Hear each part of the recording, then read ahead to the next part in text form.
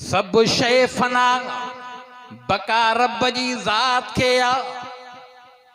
मौत खे रब ख़ल्क़ियो आ, मौत ते भी मौत ईंदो, मौत भी फना थी वेंदो। इज़राइल के भी रब मारे छॾींदो, फना थी वेंदो। वरी ॿीहर अल्लाह साईं जीरो करे महशर जो मैदान सजाईंदो। हर गुनाहगार बंदो भी, नेकोकार बंदो भी, वली गौस कुतुब रसूल भी पेश थींदो। पुछाणो ज़रूर थींदो, अदालत जे कटहड़ीअ में अचणो ज़रूर पवंदो। छो त अल्लाह क़ुरान में मंज़र बयान कियो आ, या ईसा इब्न मरियम अंत कुल्त लिन्नास इत्तखिज़ूनी व उम्मी इलाहैन मिन दूनिल्लाह। पुछाणो आ, रसूल खां पुछाणो आ।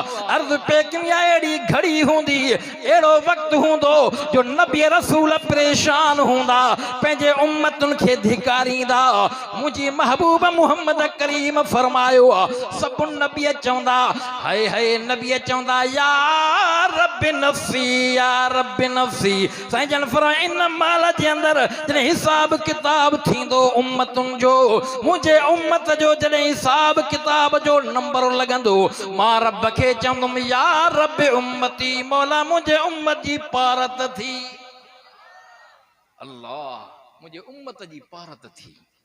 हाओ साईं, साईं जन फरमायो, मुंहिंजा हिकिड़ा गुनहगार उम्मती अहिड़ा हूंदा जेके हिसाब किताब में जकड़ियल हूंदा, मां त अल्लाह खे पारत कंदुमि, मौला घुराइनि सॾेनि हिसाब किताब वठेनि, पर मौला पारत थी।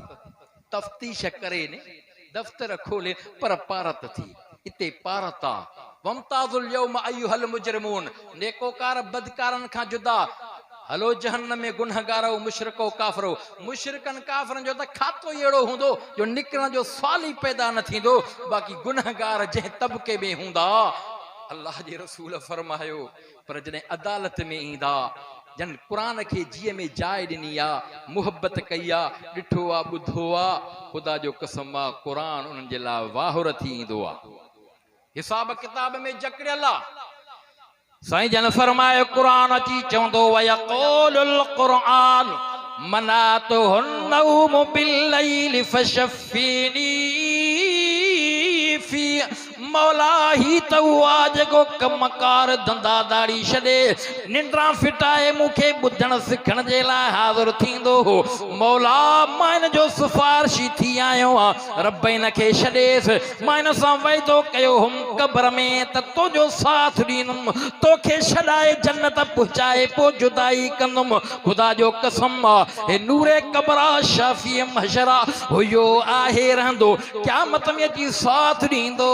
गुनाहगारनि आशिकनि दीवाननि परवाननि जी सिफ़ारिश करे जन्नत पहुचाए पोइ जुदाई थींदी। पर इहा ॻाल्हि अञा ॿी थी, हेॾे तवजो कर। पर जेके माहिर क़ुरान जा हाफ़िज़ ऐं कारी हूंदा, उन्हनि खे अल्लाह चवंदो, इक़रा वर्तक़ि वरतिल कमा कुन्त तुरतिल फ़िद दुनिया। ओ क़ुरान जा माहिर, क़ुरान जा हाफ़िज़ आलिम कारी, क़ुरान खे पढ़ंदो वञ, जन्नत जे तबका ते चढ़ंदो वञ। क़ुरान यादि हूंदो तॾहिं पढ़ंदो वेंदो, जन्नत में वेंदो। अकेलो न वञो, अकेलो क़ुरान जा हाफ़िज़ कारी न वञो, 10 माण्हू जहन्नम मां छॾाए पोइ वञो। अकेलो आलिम तूं न वञो, 70 माण्हू साण खणी वञो। उलमा जो क़दुरु कयो, पंहिंजे बचनि खे क़ुरान पढ़ायो।